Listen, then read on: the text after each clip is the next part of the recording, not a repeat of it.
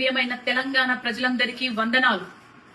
గౌరవనీయులైన పవన్ అన్న గారు, మీరు ఒక నటుడుగా, గద్దరన్న అభిమానిగా తెలంగాణ ప్రజలు ఎప్పుడు మిమ్మల్ని గౌరవిస్తానే ఉంటారు. కానీ తెలంగాణ ఆవిర్భావ దినోత్సవం రోజు మీరు మాట్లాడిన మాటలు ఒక తెలంగాణ ఆడబిడ్డగా నేను ఖచ్చితంగా ఖండిస్తున్నాను.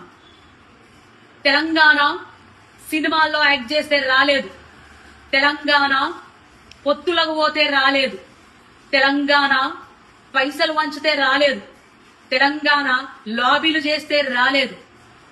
తెలంగాణ పోరాటం ఓ సాయుధ పోరాటం. తమ రక్తం చిందించిన గడ్డగా నిలబడ్డ తెలంగాణ బిడ్డల త్యాగాల పోరాటం. తెలంగాణ ఒక ఆత్మగౌరవ పోరాటం. ఎవరిని ఒక బాధ పెట్టకుండా, ఎవరిని హింసించకుండా తమను తాము ఆహుతి చేసుకున్న శ్రీకాంత్ చారియే సాక్ష్యం. తెలంగాణ పోరాటం ఒక సాంస్కృతిక యుద్ధం. పాటలతోని, మాటలతోని ప్రజల్లోకెళ్లి, గడప గడపకెళ్లి ప్రజల్ని చైతన్యవంతం చేసిన పోరాట గాథలున్న చరిత్ర ఈ తెలంగాణ గడ్డ. మా భూములు మావి, మా నీళ్లు మావి, మా పాలన మాది అనే ఒక నినాదంతో పల్లె పల్లె, గడప గడప త్యాగాలు చేసి సాధించుకున్న పోరాట గడ్డ. తొలి దశ తెలంగాణ పోరాటంలో 2000 పైన అమరులయ్యారు. అది ఆన్ రికార్డ్. కానీ ఎంతో మంది అడవిలో అన్నలు తెలంగాణ కోసం సపోర్ట్ చేస్తూ వాళ్ళని ఎన్కౌంటర్ చేయించబడ్డారు. అట్లాగే మలిదశ తెలంగాణ ఉద్యమంలో ఎంతో మంది విద్యార్థులు, 1200 మంది విద్యార్థులు అమరులయ్యారు.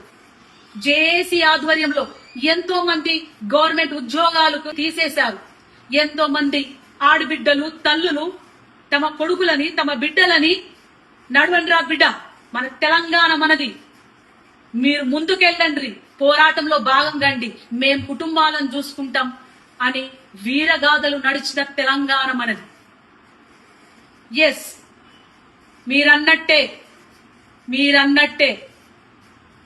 ఈ తెలంగాణ గడ్డ మా అయ్యల జాగీరే.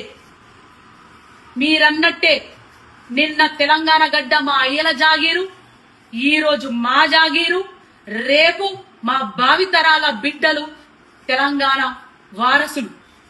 ఇది మా గడ్డనే, మా తెలంగాణ గడ్డనే, మా త్యాగాల గడ్డనే అని తెలియజేసుకుంటూ జై తెలంగాణ, జోహర్ తెలంగాణ అమరవీరులకు.